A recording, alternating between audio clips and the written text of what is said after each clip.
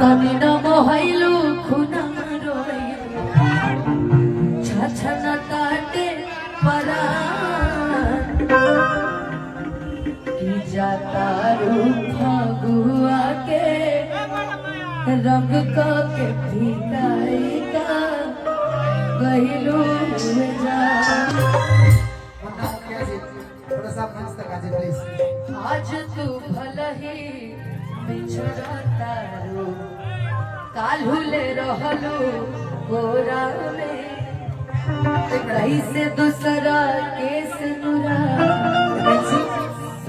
Gopalganj MLC हम सबों के बीच में मंच तक आ रहे हैं। मैं चाहता हूं कि जोरदार ताली से स्वागत कीजिए। ये मुखिया जी की तरफ से आशीर्वाद है, मुन्ना भैया की तरफ से। मजबूरी रहे सना खाके कह तने कसम की दिलवा दुखैलू प्यार के भुलई तुरलू सब यरमा जातारू रंग के भिगाई का गइलू